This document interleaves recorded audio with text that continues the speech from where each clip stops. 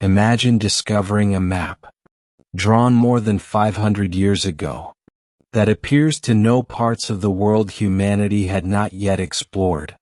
A map created in an age when oceans were feared, continents were uncertain, and much of the earth existed only as speculation.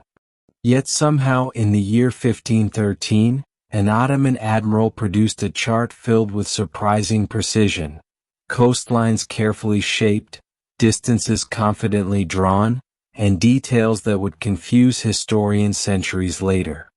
He claimed it was not entirely his own work.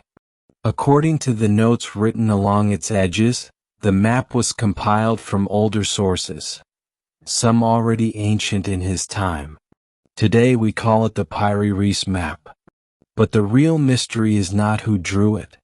It is how much knowledge may have existed long before we believed it possible. To understand the mystery, we must step into the world of 1500.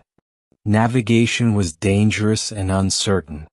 Sailors relied on stars, compasses, and fragmented charts passed between generations. The Atlantic Ocean was still mysterious territory. Christopher Columbus had reached the Caribbean only 2 decades earlier.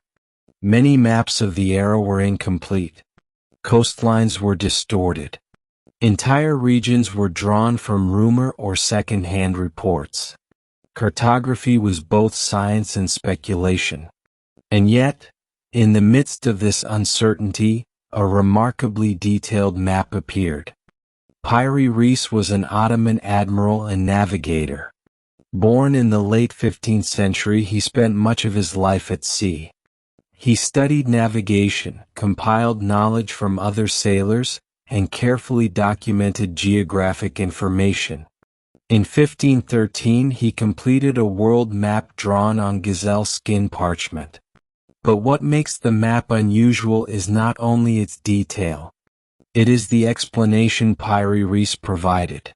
In notes written along the edges of the map, he stated that his work was based on approximately 20 older charts. Some were contemporary, some were Portuguese, and some, he claimed, were extremely ancient, possibly dating back to classical antiquity. If true, this suggests he was compiling knowledge that had already traveled across civilizations. The surviving fragment of the Piri Reis map shows the Atlantic Ocean. The western coasts of Europe and Africa appear clearly. South America is drawn with recognizable curvature. Some researchers have pointed to the southernmost section, which appears to show a landmass extending far below South America. Interpretations vary. Some argue it represents a distorted version of South America. Others have speculated it resembles Antarctica, though this claim remains debated and controversial. What remains certain is this. For its time, the map was unusually detailed. Whether through skillful compilation or inherited knowledge, Piri Reis produced something impressive. For centuries the map was forgotten. It remained stored in the archives of Topkapi Palace in Istanbul. Then, in 1929, during the reorganization of the palace library, the parchment fragment was rediscovered. Scholars were immediately intrigued. Here was a 16th century map containing information that seemed advanced for its time. Historians began examining the notes written in Ottoman Turkish along its borders. These annotations confirmed that Piri Reis had relied on multiple earlier sources, some reportedly from the time of Alexander the Great. The mystery deepened. If earlier maps existed, where are they now? Over time, several explanations have emerged. The most widely accepted view among historians is that the map represents careful compilation. Portuguese explorers had begun charting South America in the late 1400s. Their maps may have circulated among Mediterranean sailors. Piri Reis, as a skilled navigator, could have gathered these sources and merged them with impressive accuracy. Another explanation suggests that distortions in the southern region are simply artistic interpretation, not evidence of unknown continents. In cartography, small inaccuracies can appear dramatic when viewed centuries later. Sometimes mystery arises not from hidden knowledge, but from perspective. Yet the fascination remains. Throughout history, civilizations have risen and fallen. Libraries have burned. Manuscripts have vanished. It is possible that fragments of ancient geographic knowledge once existed and were later lost.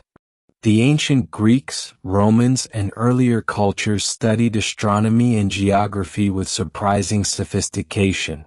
Could some of their work have survived indirectly, passed quietly through generations? The Piri Reis Map does not prove this theory, but it reminds us that history is rarely linear. Knowledge can disappear and reappear. Maps are more than drawings. They represent how humans understand the world. A map defines boundaries, trade routes, and possibility. During the Age of Exploration, maps shaped empires. They influenced voyages, colonization, and the expansion of knowledge. When we examine an old map today, we are not only looking at geography. We are looking at belief, what people thought the world looked like, and what they hoped to discover next. The Piri Reis Map does not rewrite history, but it invites reflection. It stands as a reminder that exploration is not only about traveling forward. Sometimes it is about rediscovering what was nearly forgotten. Whether the map represents extraordinary skill or inherited fragments of older knowledge, it captures a moment when humanity stood at the edge of the known world.